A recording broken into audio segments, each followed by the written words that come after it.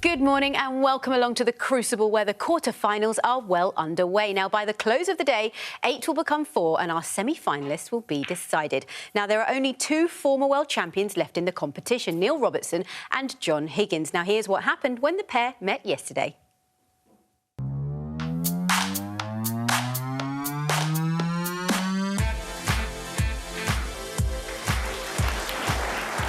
This is surprising, this.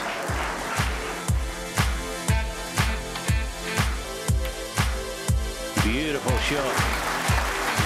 And what a steal if this goes in.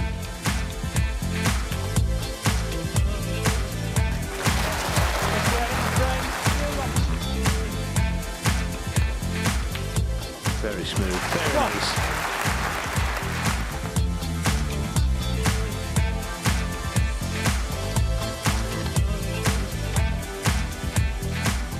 Far too thin, that attempt from John.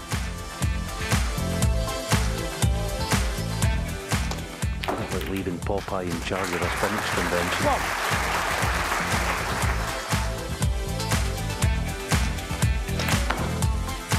Fantastic outcome.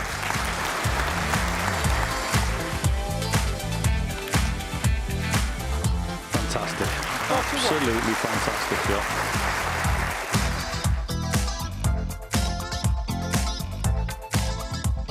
Oh, lovely shot. What?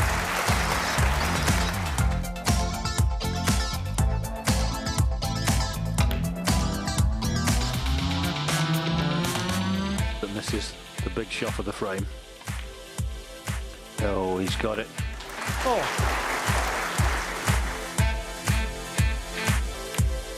No, not this time. Oh, that's wonderful. What a battling performance this has been.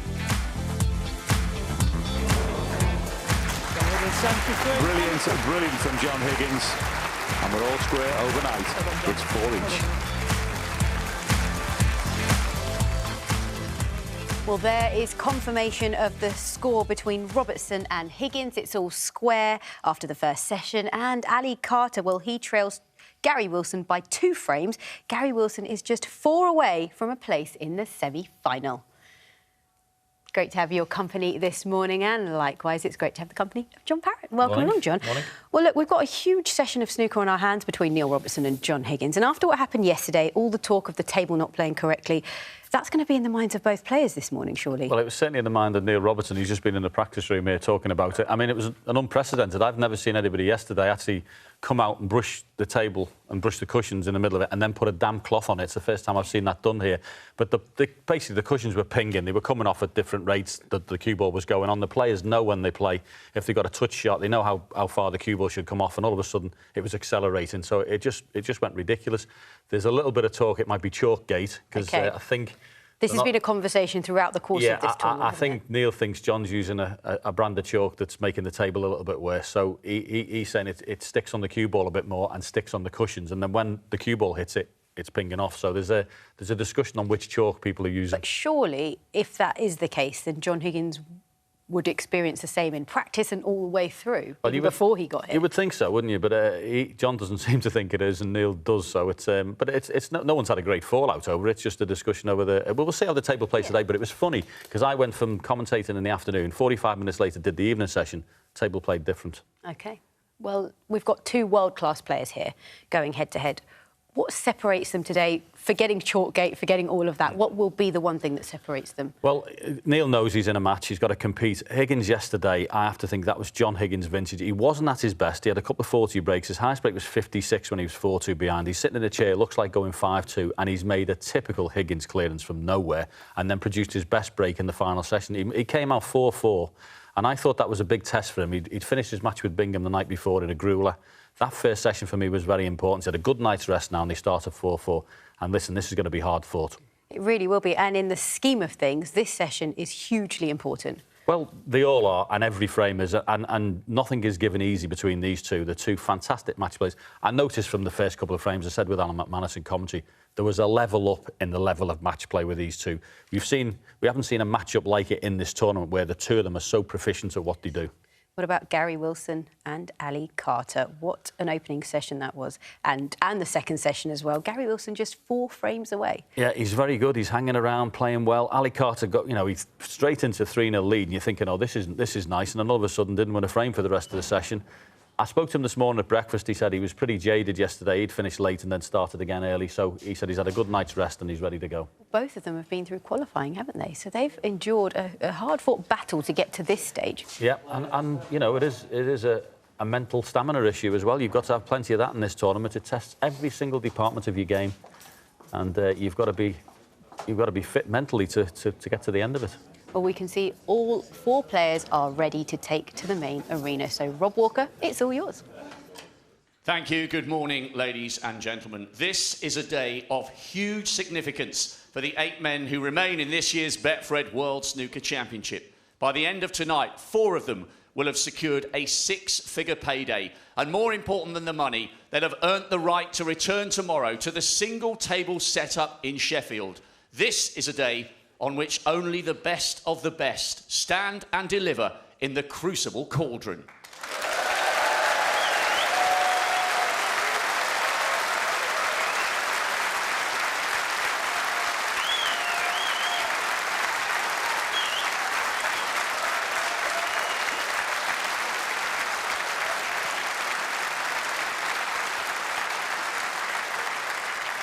Please welcome, first of all, a player who has been superb in this, his first Crucible quarter-final. 3 centuries and 5 other breaks over 50 have left him 4 away from a maiden semi-final. This, arguably, is the biggest session of snooker of his life. Is there one more chapter in this fairy tale fortnight for him here in Sheffield? Let's find out as we welcome the Tyneside Terror, Gary Wilson.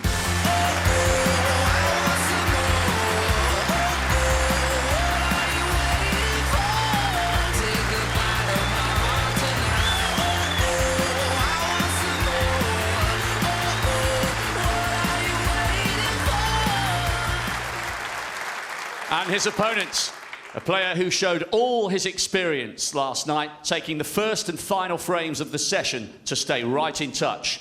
Bidding for a 4th Crucible semi-final, his first since 2012. When you think what he's been through since then, it's underlining the huge determination he's demonstrated in sport and life. 4 times a ranking event winner. His mates call him El Capitano. Here comes Ali Carter.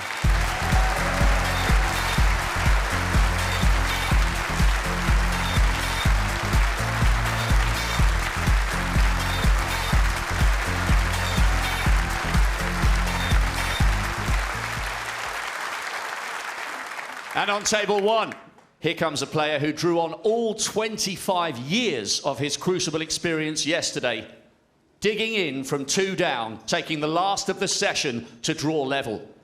This is a man whose mental strengths are hewn from the finest Scottish granite.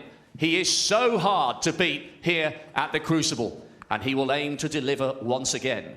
4 times he's lifted the big one. He's the Wizard of Wishaw. He's John Higgins.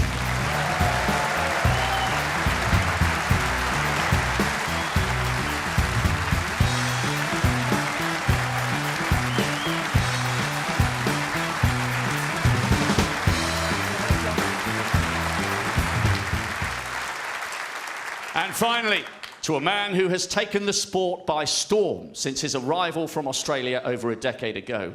He has been sensational this season, arriving here as the reigning champion from Riga and the China Open just last month. Champion of the world here in 2010. Ladies and gents, can you hear the thunder? From down under, he's Neil Robertson.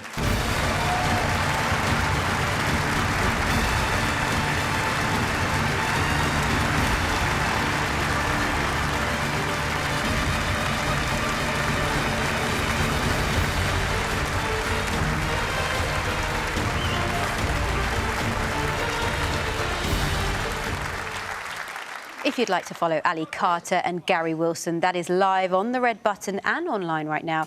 We're following John Higgins and Neil Robertson in the company of John Virgo and Shaun Murphy. Good morning to you both. Good morning, Seema. On a beautiful morning here in Sheffield. But in the Crucible Theatre, I think, Shaun, things are about to hot up. This is going to be a cracker, this session. Good morning, everybody. Can't wait to see how this second session pans out. Thank you, ladies and gentlemen. 9th frame, Neil Robertson to break.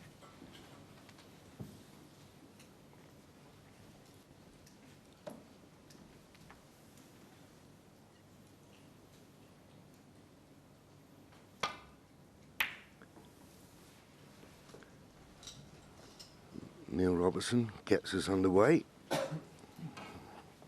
There's the match time. Just over the 3 hours.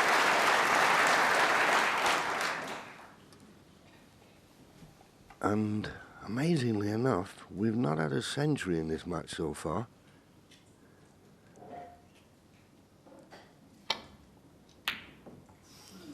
Close. John will be hoping that red runs safe, but it hasn't. Now has the brown come to his rescue? It has. There you go.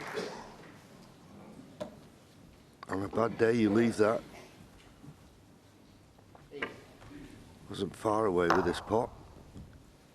But once it had run over towards the corner, John would have been very concerned.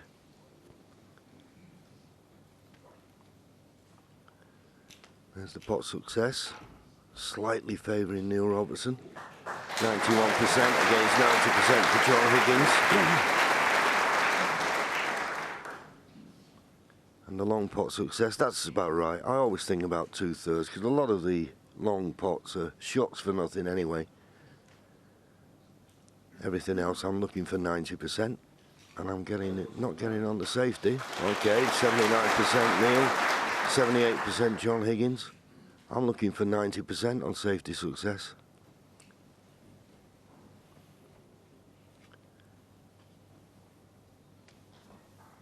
So just playing the swerve. He's got to be careful here. If he catches the red on the way down, he's going off, so that's why. Can he just trickle into the reds? That's what he's hoping. That's all he could do. Could get a little bit of a stalemate here.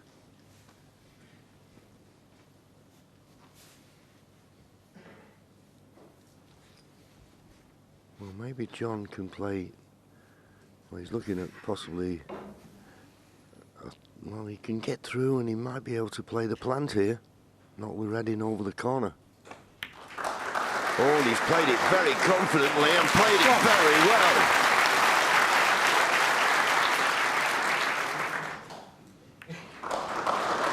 So the fractions that favoured him when he covered the easy red to the corner has set up a wonderful chance.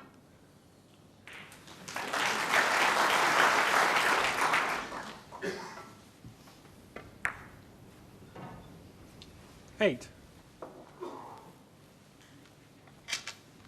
Just before the start of this match, after his wonderful performance, Neil Robertson in the first 2 rounds, the bookmakers was making him a 13-8 favourite to lift the title.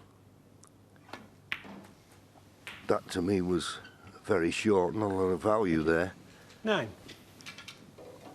But he has been walking around with a sort of air of invincibility, particularly after his victory against you, Shaun.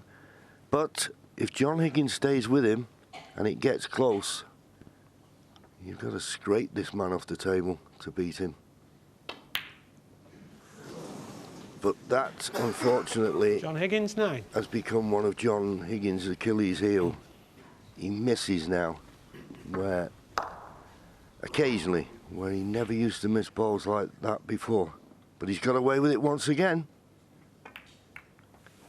But a very big session, I feel this. Run of the ball, you can't beat it, can you?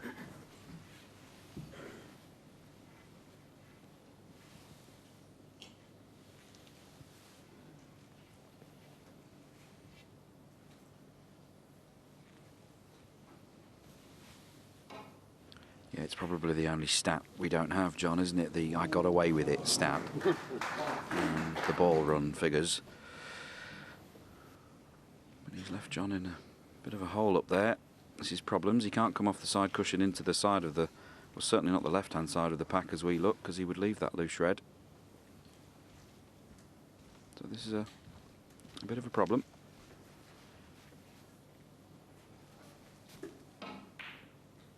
Possibly looking for the two-cushion escape with pace, striking down, because you always feel more comfortable if you can play with these with a bit of side. Not close. Foul and a miss. Neil Robertson 5. Unless it's a free ball, we'll be having another go at that. And it's not. Back.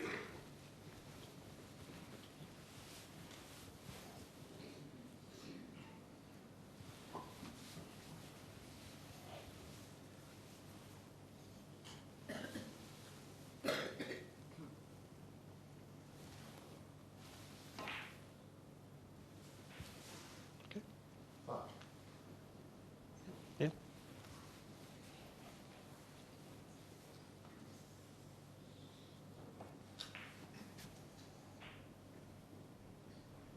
Try number 2. Doesn't want to hit it too thick. No, Foul. And a not miss. a free ball. Neil Robertson 4. Neil having a look, see if he can get past the blue for this red to the left corner. If he can't, he'll have it replaced. Now the question is, and we'll know when the referee, if the referee warns John Higgins. Just wondering if there's is a path past the yellow to hit a red full ball.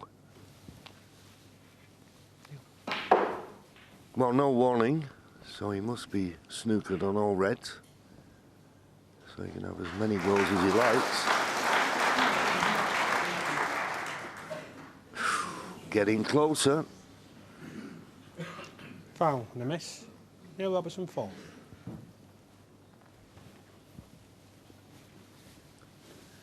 How important will these foul points that are being given away be at the end of the frame? You tend to forget them, but it could make the difference between needing blue and pink and black or just needing the blue. He was closer. Can he judge it right?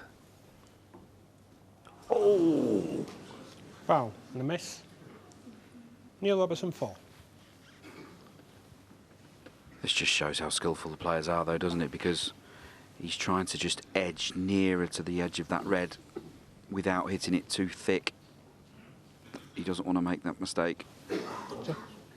Within reason, he'll stand there all day trying to catch the edge of this red. And he's trying to hit it. He's not trying to miss it. Just wants, but he only wants to hit it if he can catch it on the left-hand Just bring it side. up for me, just to be sure.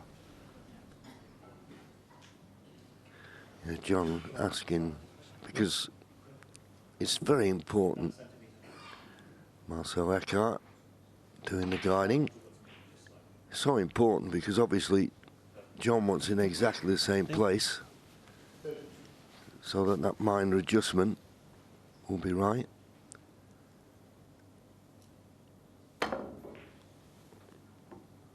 Perfect.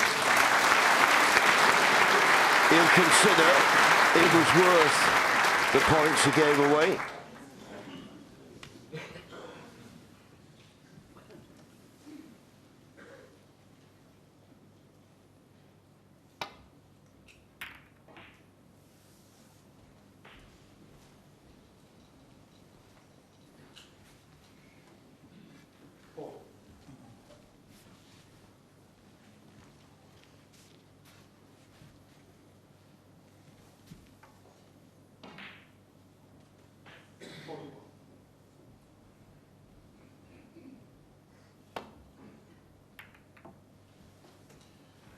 Too thin.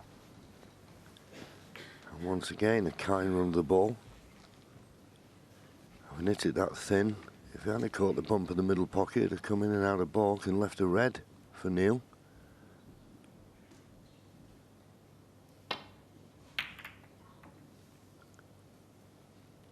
It's a good line.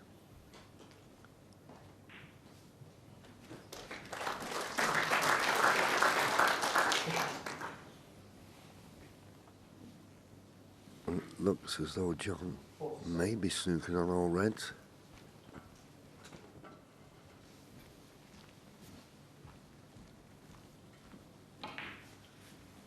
That's his view. And it tells you he is. Now, can he play a slight swerve, or is it just coming round off? What is it? Another escape with pace? Yeah, these shots are never easy, but this is easier than the one he played a few minutes ago. Bigger target this time. There's the sighter. Foul and a miss. Doesn't want to be a Neil free Robertson, ball. 4. Needs to get past the brown. And he hasn't done. Free ball. Free ball. Free ball called. Which means Neil can take any colour as a replacement red.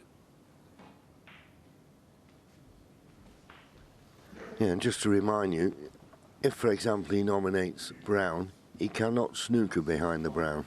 That'd be like snookering behind a red, because once he nominates the free ball, it becomes a red. So he just couldn't roll up to the brown and play a snooker. He's playing the pot.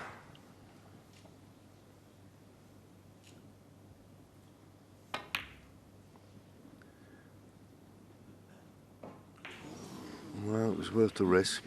If it had gone in, it'd have been nicely on the green.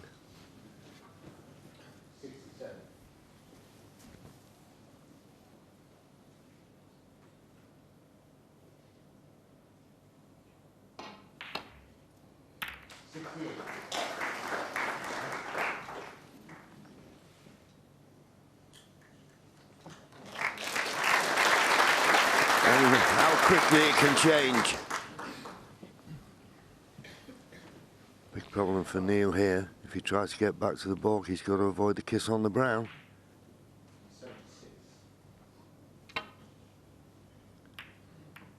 Ah, wonderfully, wonderfully judged. Good shot. And now he's back in control.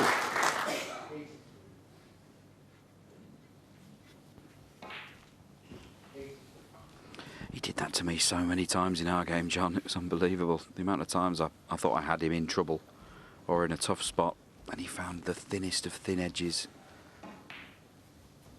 Such a skillful player in all departments, Neil Robertson.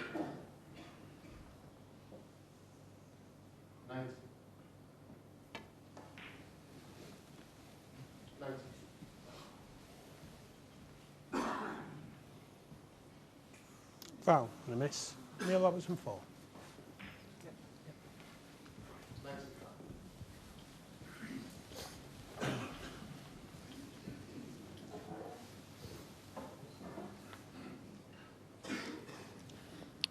Neil happy to have the ball replaced.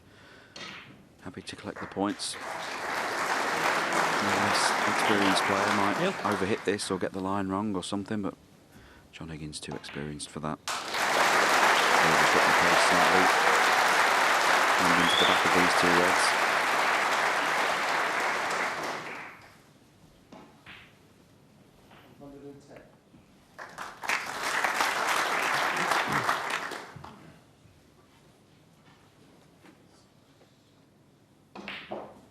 Robertson in the 70 here though, with the black where it is.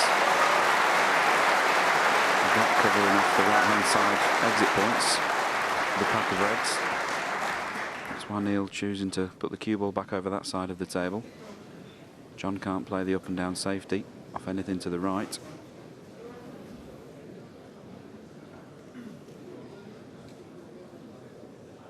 Well, going this way, you've got to avoid a kiss on the pink if you catch it too thick. Oh, well, he could get through to a red lower. And if he misses the green, this is perfect. Beautiful shot.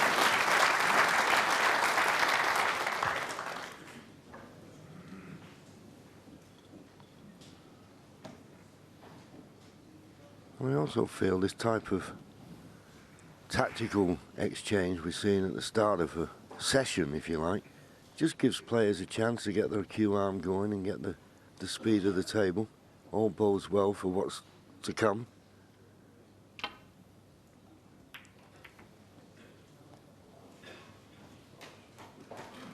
It's wonderful stuff, this.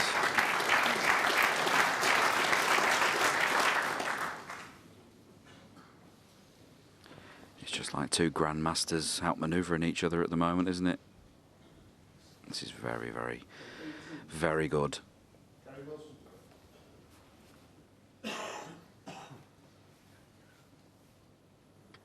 Can he find a path back to balk? Highly unlikely. I mean, there is a shot, if he could get to it. The red just up and to the right of the black. If he could get that half ball, the red would be stopped by the black, and he may be able to sneak that cue ball in behind the brown. Only if he could hit it half ball. Well, he can't, because he's coming round to nestle into the cluster. This is risky, though.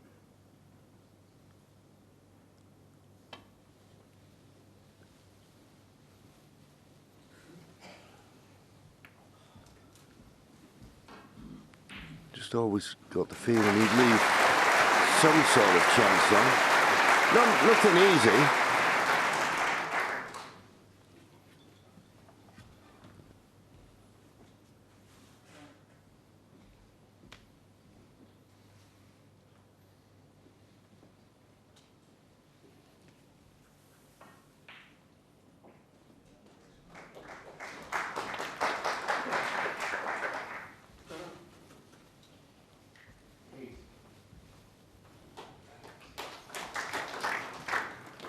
Well, he's not having to walk very far at the moment, John Higgins, is he? Thank you.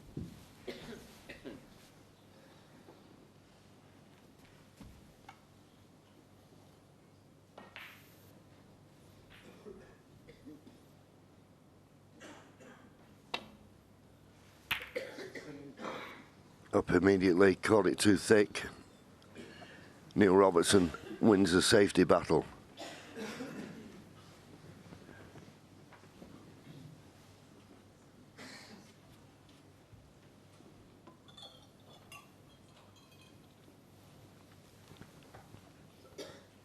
Well, he'd like to play one to the left corner. It's obviously covered. The red eye, the one just to the right of the pink won't go into the left corner. Obviously this one goes, but running into other reds, you know, guaranteed position on a colour, and that sometimes can take your eye off the pot.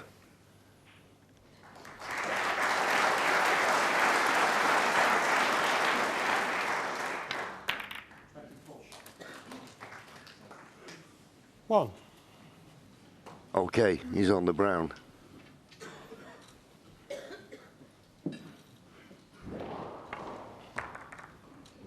Yeah, he didn't fall for wondering where the cue ball was going to go. Just make certain you pot the red. It nearly went wrong.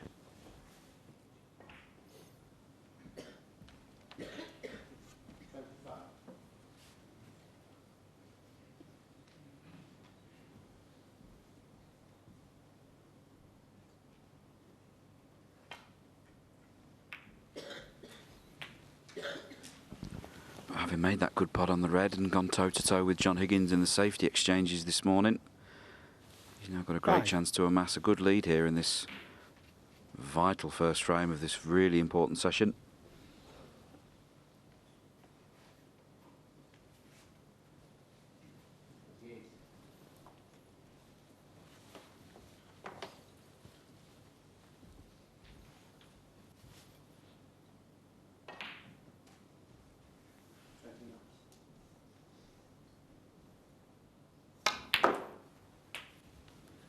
Six. Up for the blue. Judged it nicely.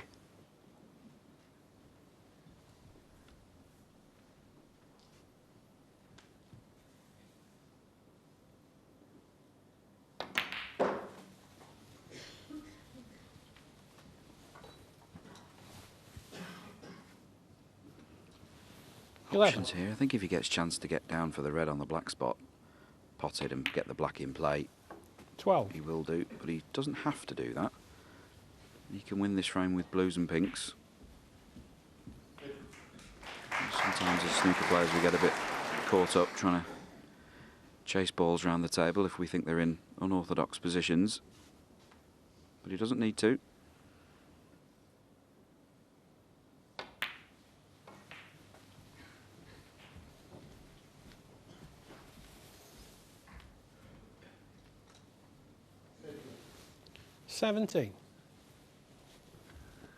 So there you see it, another 35 points from this position.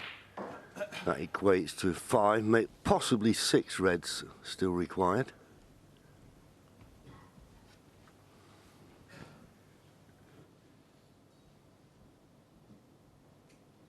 But that's a good few reds than it would be normally, John, isn't it? And that's all because of those penalty points that he amassed at the start of this frame, as you mentioned.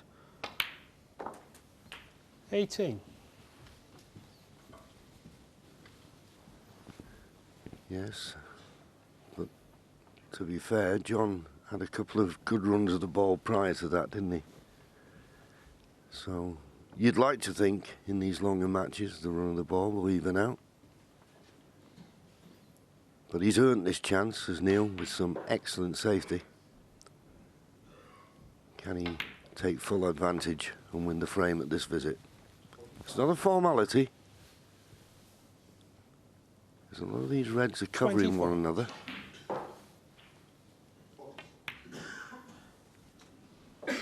$25. Maybe the red just to the right of the black spot is available. Oh, it is available. It's the one to play on.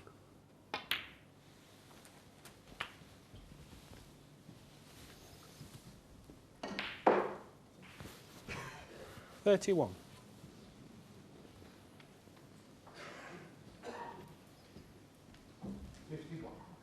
Just got a slight angle. It makes you wonder, I don't know about you, Sean, would you be playing for the black here, or would you, I mean, depends how easy it is or not to get on, would you prefer the pink, which is in open play? No, I think I'd be playing for the black here.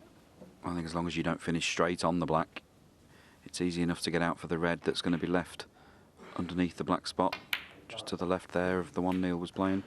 32. You shouldn't have any problem dropping this in a couple of cushions. Just coming around to look for his preferred angle there.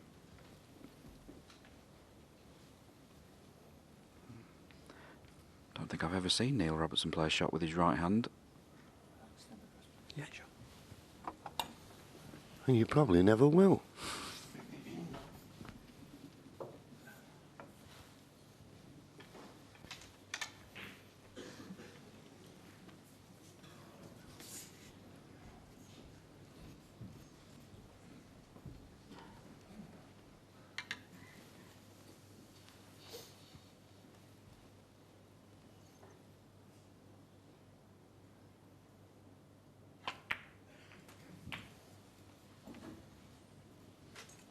Yeah, very nicely played. Actually played that with quite an amount of right-hand side, just to widen the angle of the cue ball.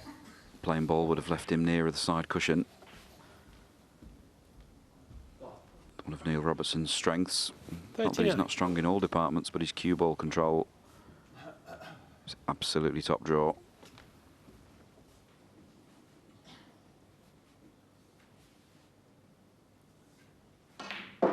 Yeah, well, I always go back to the first time I ever saw him play. It was Joe Perry who first brought him to my attention. He played Jimmy White in the Masters, and he was just a raw potter. Had nothing else but a great eye for a pot. How he has improved. But that is the key to this game. If you can pot balls, then you've every chance to be a top snooker player. Then, of course, you've got to learn your ring craft. And he's done that. And as Sean said, cue ball control, one of the most important facets of the game. And he's got that now, as you saw there, with that beautiful little drop cannon. Red and a black. And it was won the first frame of this morning's session.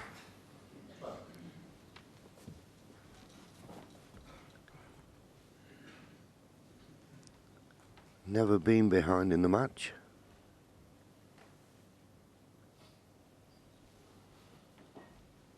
You just saw Neil stopping his tracks there. As I say, it's very unusual to be this far ahead with that many reds left because of those penalty points. that John Higgins gave him early on in this frame. 48. I'm sure he was just surprised to see the number 70 on his screen. Yeah, fair point. This black will do it.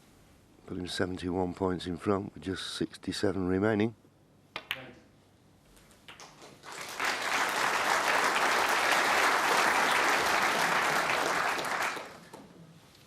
$55.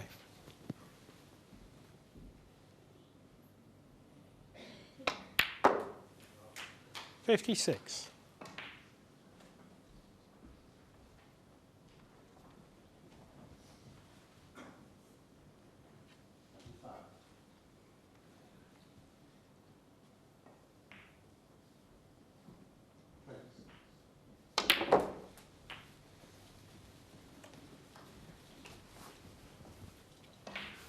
Tries to force it round, but he's low on this 63. red. That won't matter as long as he can pot it, which he's done. 64. There's the other reds. Well, one's gone near the left-hand cushion, but being a left-hander might not be a problem. Could be in for the first century of the match here.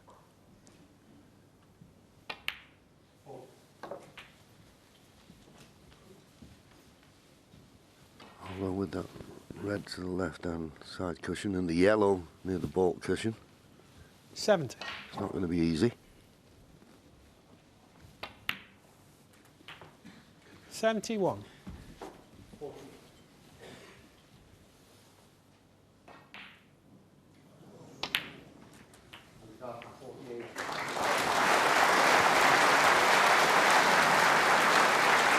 $78.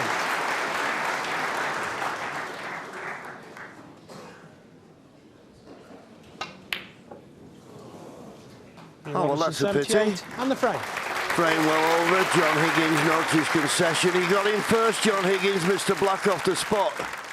He doesn't want to be doing that much. Neil Robertson back in front, 5-4.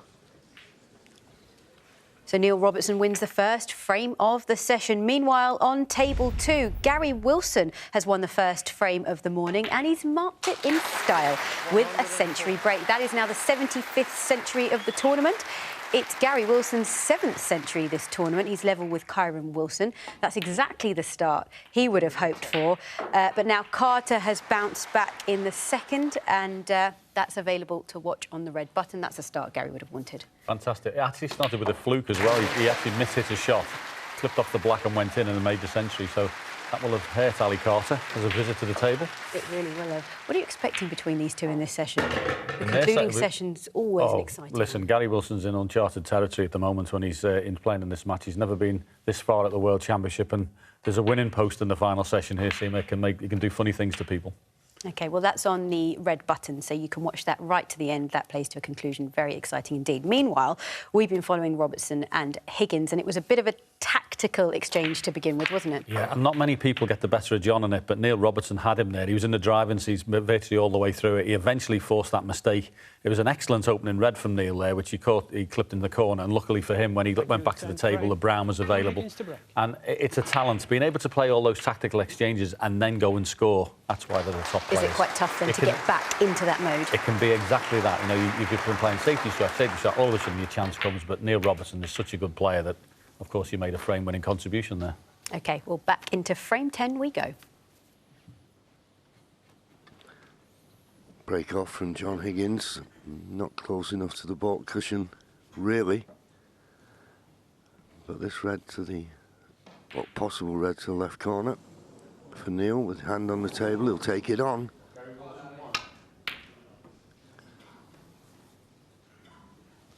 Played it in such a way he thought the only red he could leave was the one he was playing. Is that the case? No. I think John Higgins is eyeing up this red to the right corner.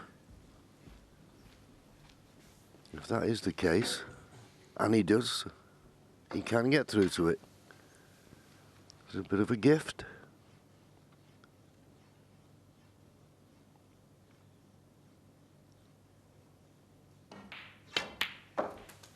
One. Yeah, nice solid pot, right in the heart of the pocket.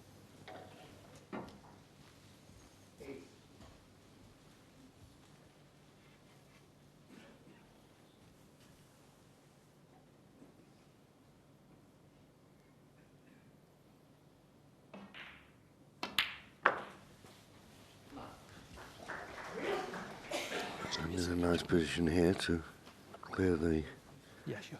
red that's just above the black spot. Pink spot not available, so going as close to its own spot as it can in a direct line with the middle of the top cushion. Where it's going, there's a couple of reds just below it that are still going to be available.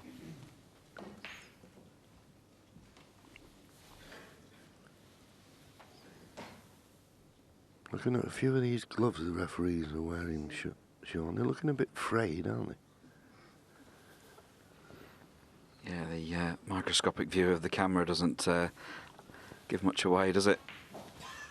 You don't get away with much with these cameras these days. John having the cue ball cleaned here. Just wants to ensure he gets a good contact on this next shot.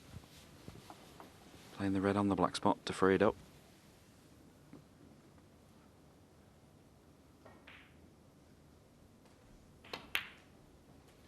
Eight. You could clearly see there that the red next to the cue ball, that is available into the same pocket as this black. It looks like he's playing for the other red, the other side. Of course, he was in first in the last frame, Mr. 15. Black off the spot. I'll forgive him because it was the first frame of the morning. And then we had that, 16. well, superb tactical exchange. But he'd be mindful not to miss blacks off the spot from now on. All these half chances you've got to make the most of. Overscrewed that. 23. That wasn't a bounce off the cushion, that was just a little bit of tension in the arm. Got through the cue ball too well. All these things you need to keep under control.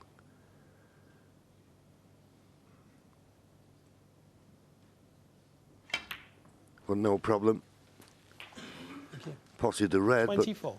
but, well, because the red was difficult, and I say this so many times, if the red isn't easy, you put so much concentration into the pot, you do get a bit loose with the position. Shouldn't have been this close to the cushion.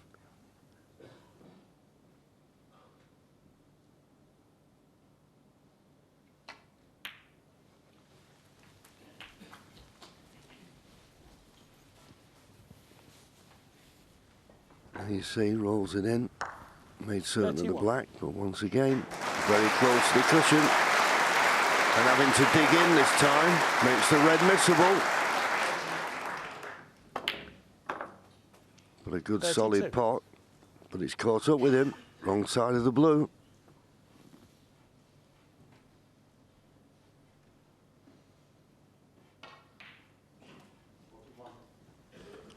Here we see he's just the wrong side of the blue. Very difficult now to get down to these reds. There is that one loose red to the side of the pack. He's coming around to look at it now. Just checking to see if the two reds on the pink spot, are they a plant to this right hand corner pocket? He might be looking at those to see if they're a risk if he chooses to split the pack after this shot. Just depends how he sees this. He can play for the red that's in his end of the table. He doesn't have to come round the house for the red by the side of the pack. Just depends how he feels.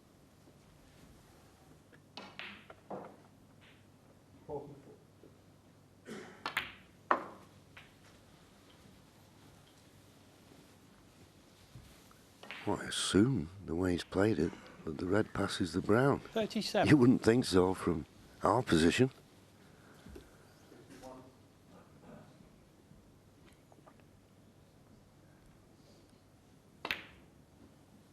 Yeah, but nicely played. Now this plant that Sean spotted, and well spotted indeed, I don't know whether you can reverse it. I think you might have to reverse it slightly, but how much gap is there between the two reds? And of course the one to the right, the plant will go to the middle and is available just by stunning off the side cushion, and played that beautifully.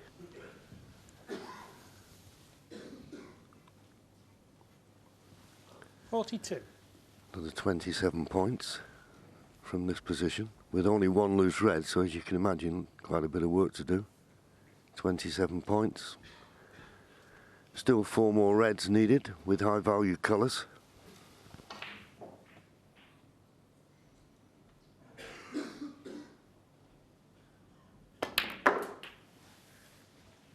$43. Well, took the risk there. Thought he would bring the red out. More than the pink, he was interested in the red, but you see the little shake of the head there. This is a snooker player, and I don't care how good you are. Stephen Hendry, I remember in his day, never liked the shot. If you're going to run to the other side of the reds, you need to play it with right-hand side. You've got to judge the throw of the side. Just makes it so difficult. He might even be tempted to play a little cannon on the red near the top cushion here, rather than play that. But if it's a plant in the corner, is it a plant to the middle? I think he's playing the cannon. He did, and he caught it too full. Now, unless there is a plant to the middle, send a break. 50. And that's all because now in the snooker club, you play that with right-hand side all day long, wouldn't even think about it. But on these super fine cloths, it makes the black so missable. If it's not a plant to the middle, he may play the double. He's played the double, but quite a way away. John Higgins, 50. But a nice 50. He didn't miss. He just ran out of position.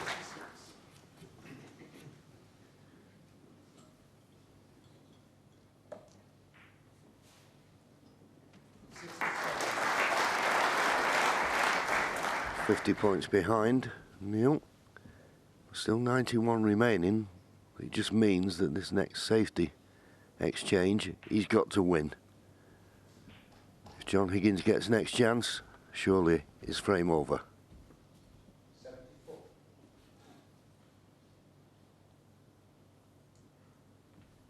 This will tell us whether it's a plant or not to the right corner. If it is, he won't be playing up there, so we can assume it's not.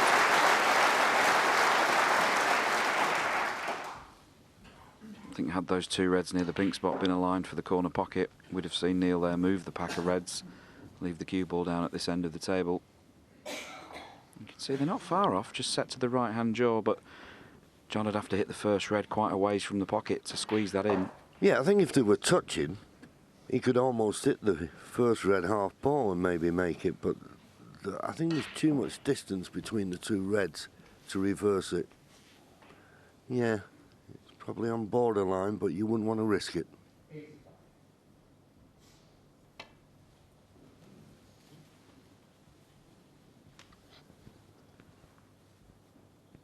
Just a bit narrow, A miss. but Neil Robertson, 4. he's okay. Another couple of rolls, he'd have left the red to the corner. That's the one he's frightened of leaving. That's the one that's concerning him.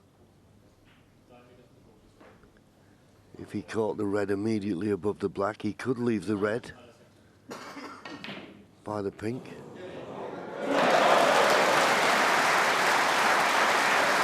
Needs to be finally judged, this. Okay, John. Yeah.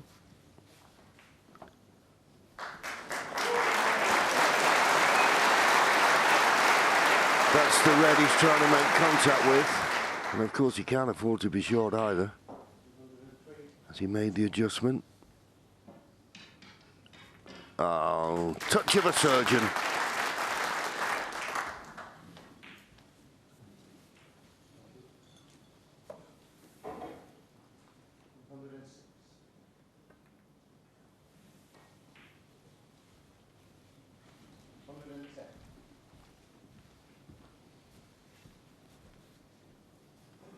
Very clever shot from Neil Robertson just there.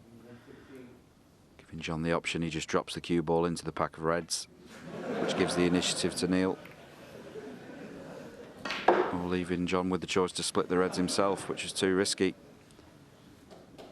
Very innocent looking shot that from Neil Robertson. But completely killed the tactical battle. Now Neil can do whatever he wants with this cue ball.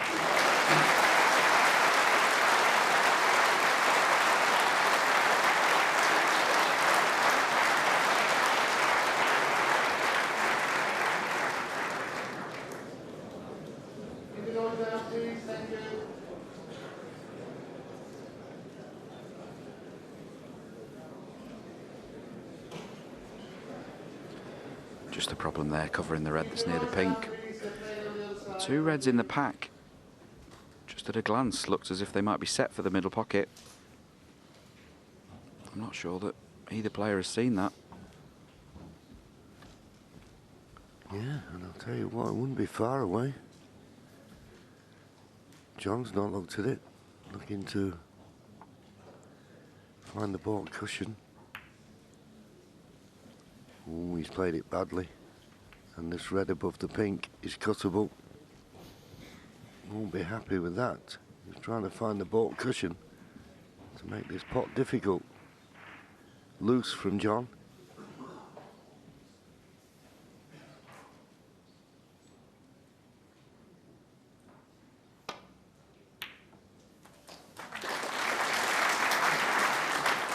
One. Well, not the best of kisses.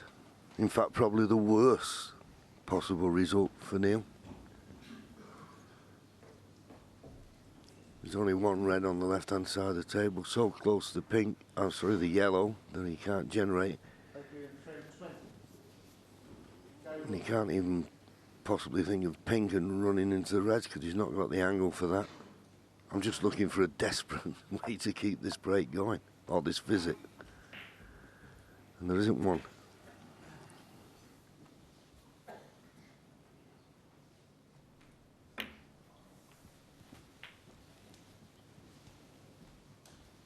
Well, decided to pot the yellow. Maybe think that it's his opportunity, because remember, he's 43 points behind. Playing this cross double, is he going to run it into that little cluster? No, he played the cross double to the corner, and he's got it. Oh. That was always in mind. That was no fluke. Good thinking. But I've just seen his body language shake of the head, which tells me he must be too straight on the brown. Clever shot. I mean, just to even think of it, I'll dink the yellow in and cross double the red back up for the brown to split the reds. I mean, to even think that is unbelievable. Now, he's not quite got the angle. He's just having a look at this plant now that we saw there a couple of minutes ago in the pack. He can get to that. I don't think he can split the reds with any force from his angle on the brown, but he could get to the plant if he wanted to. What a shot that was on the red.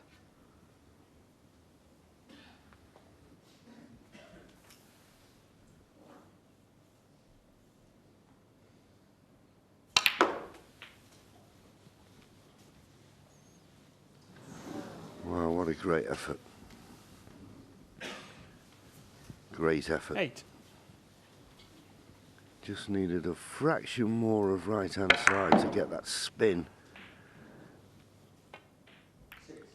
Only missed it by a fraction. But Robertson, as we 8. all know, this game's all about fractions.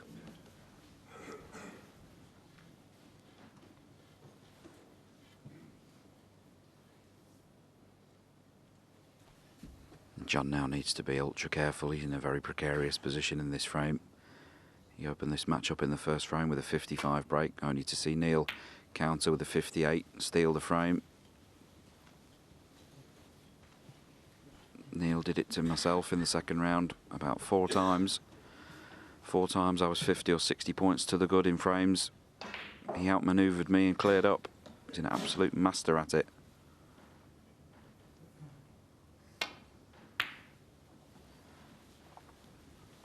This red going close to the corner. It's going very close to the corner. 1.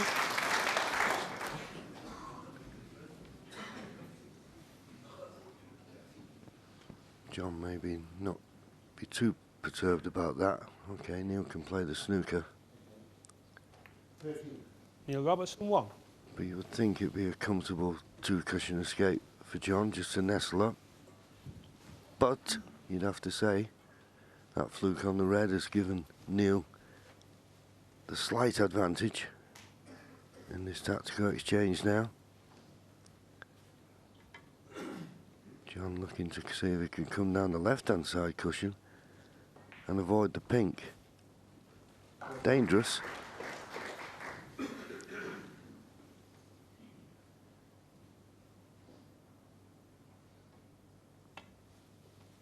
So playing the one cushion escape.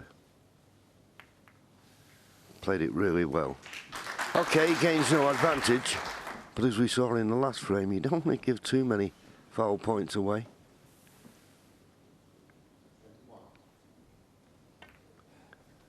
Neil couldn't get that cue ball in behind the colour there, so imperative he finds the baulk cushion, which he's done.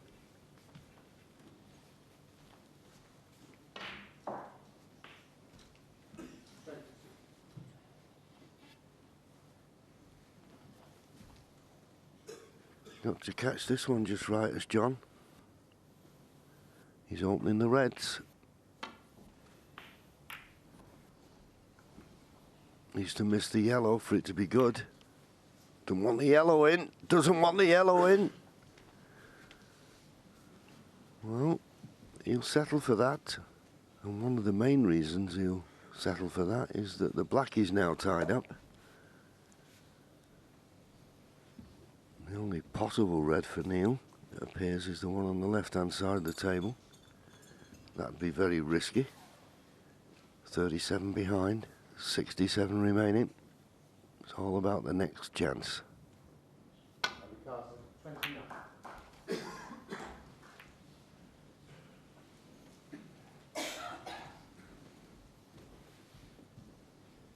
First opportunity, free the black.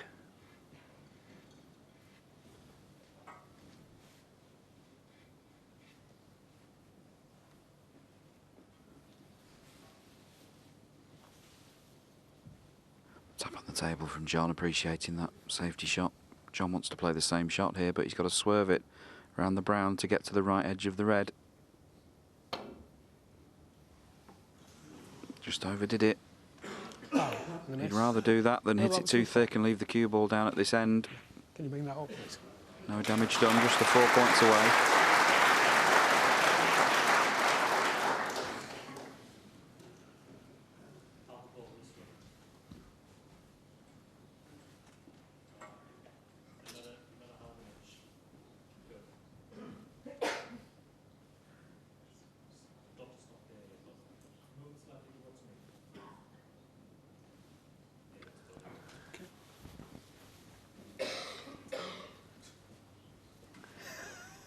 That's the green sorted. Now the most important one is the cue ball. That's where they were. And where are they now? That looks good to me. That looks good to me.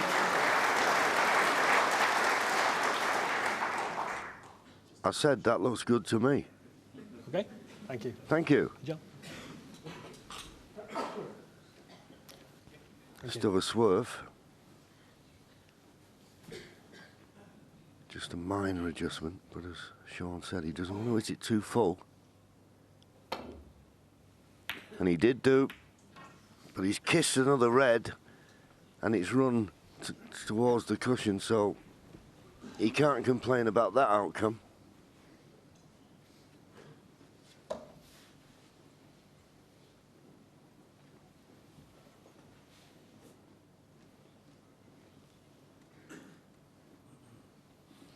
Just looking at sending the cue ball between the pink and the 3 cluster of reds. Just needs to be careful where the ready plays goes. It's not always easy to track that.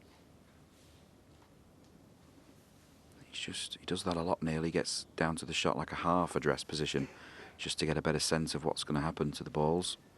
He's one of the few players that does that.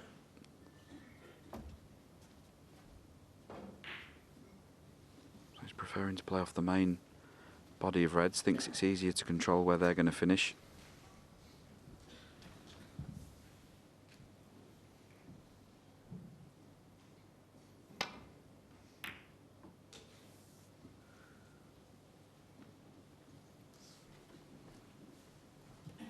This 33-point lead that John Higgins holds at the moment is beginning to look a lot better with those reds going near the side cushion.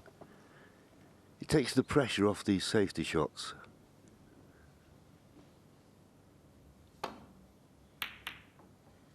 knows that if his opponent has any thoughts of clearing up, and particularly now, he'll be struggling, Neil Robertson, if he gets a chance to do it in one visit.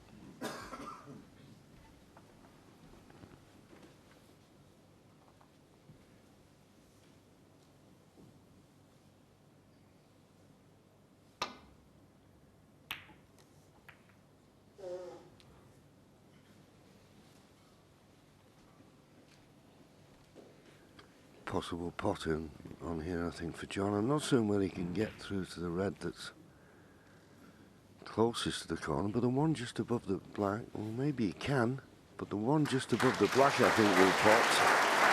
That gives him a path back to the balk end. That's the one he's playing.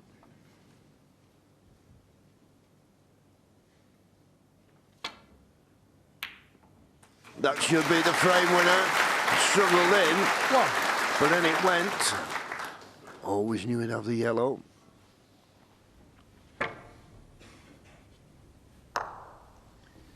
Now those problem balls for Neil Robertson.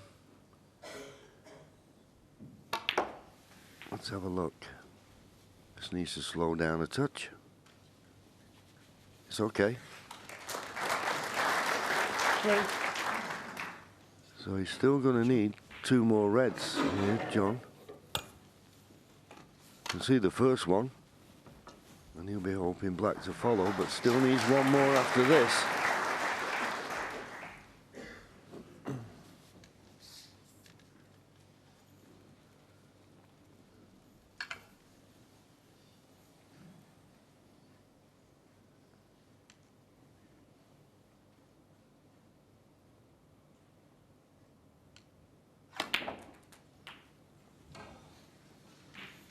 We'd like to have that one again.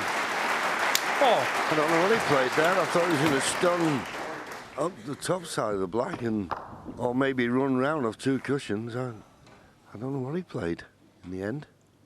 I actually think in his defence, just on the replay, you could see the cue ball bouncing. I don't think it was the cleanest of contacts. It's hard to see him getting that shot that wrong. And that's the case for the defence, Your Honour. State rests. Yeah, you're probably right, because as you say, John you Higgins, wouldn't 4. see John Higgins make a schoolboy error like that. Yeah, it jumped, but as I say, he was. I wasn't certain how he was playing it. I thought he was going to stun it across. But okay, I agree. Give you the benefit of the doubt.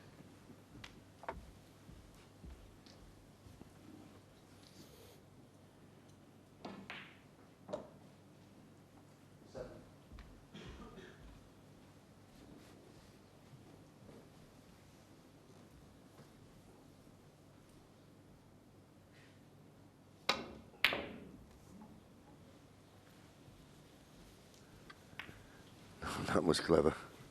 And I think he intended that, you know. I think he was thinking if he sends that red round, he's a chance of bringing the yellow into play.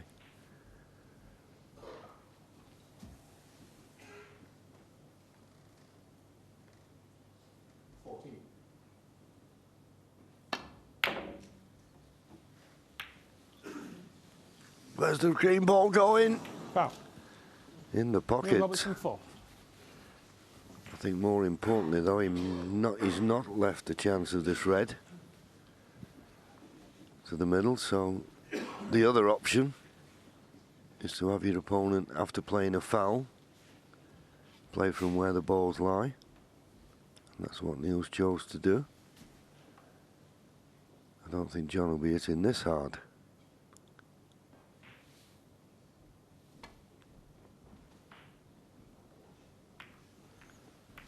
Trusted the table.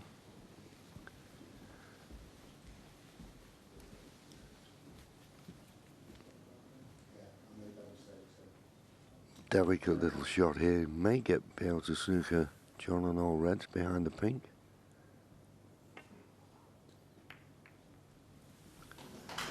And did.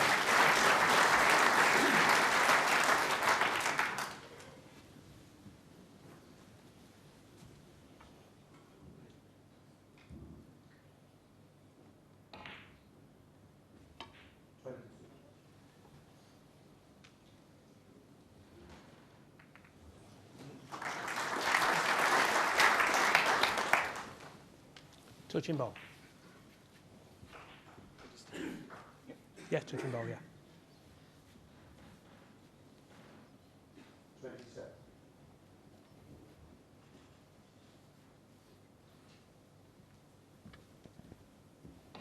This frame now, 27 minutes in length.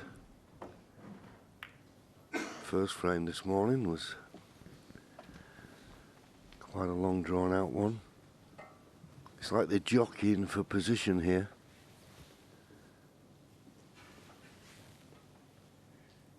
This match will finish this evening. He's underhit this, has he?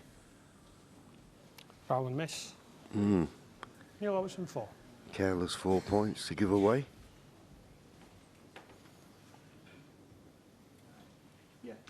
Back. Neil having it put back because he can't gain any advantage, but that cue ball won't be far from where it was when he walked back to his seat.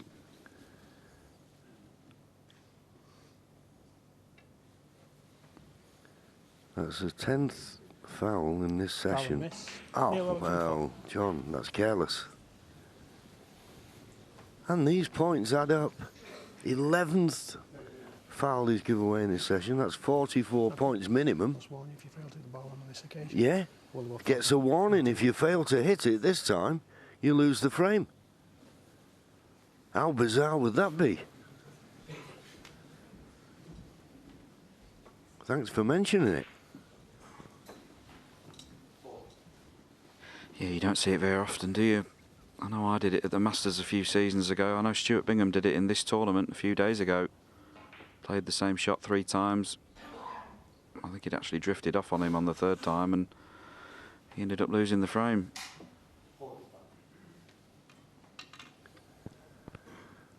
Neil smiled. He thought, well, there's no chance he's going to not hit it this time.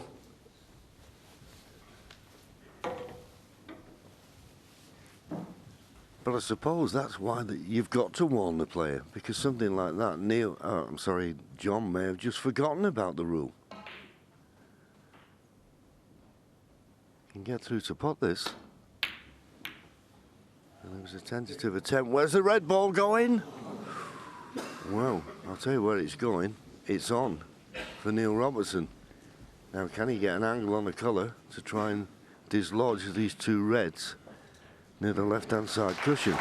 All of a sudden, this frame could turn the other way. 25 points behind, 51 remaining, so plenty of points to spare.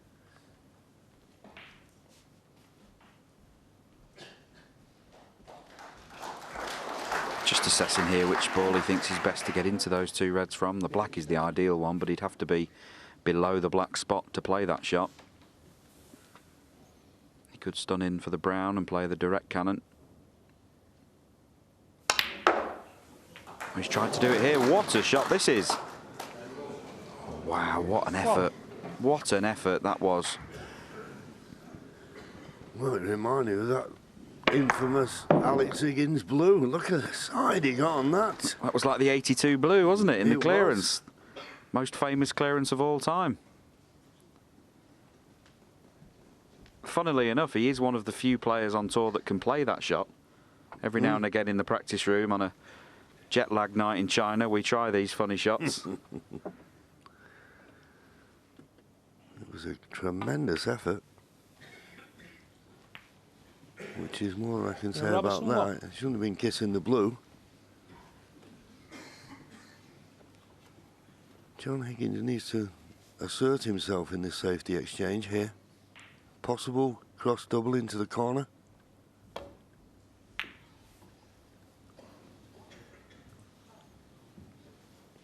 That's better.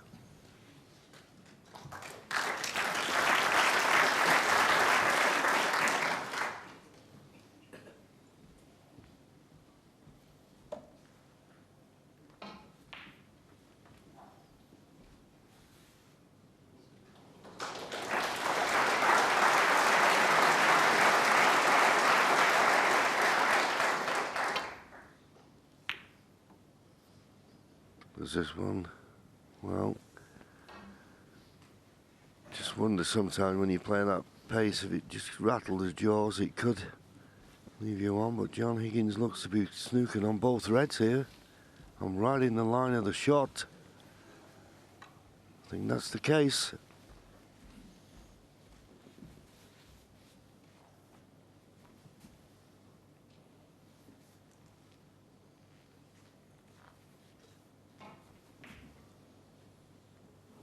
Top cushion first.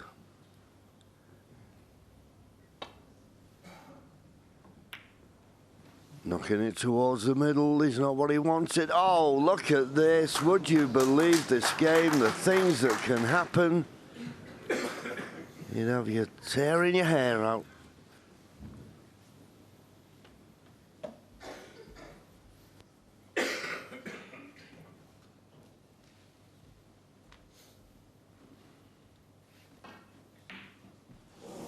And now what do you play, John? The only safe place now is in the yellow corner of the table, up there in the yellow pocket. How do you get there and cover that red?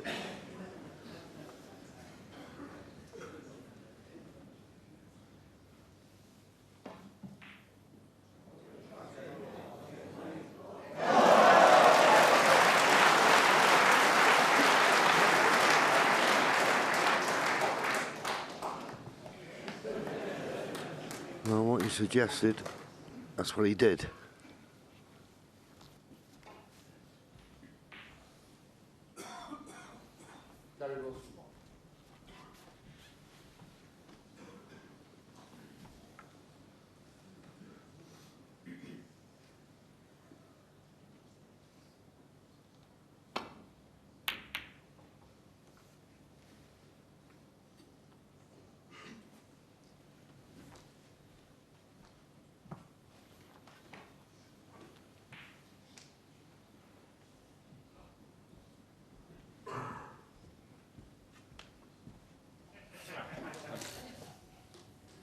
Well, we will have to leave you there, I'm afraid, but this match will now be available to watch online. You can watch Ali Carter against Gary Wilson. That plays to a finish, don't forget. That's on the red button right now. But at 1 o'clock with Hazel Irvine, she will bring you up to speed with all of the morning's action. And our afternoon matches begin at 2:30. Kyron Wilson currently trailing David Gilbert by 4 frames. And the ace in the pack, Judd Trump, leads Stephen Maguire by 7 frames to 1. It's a pleasure to have your company this morning from John and I. Goodbye.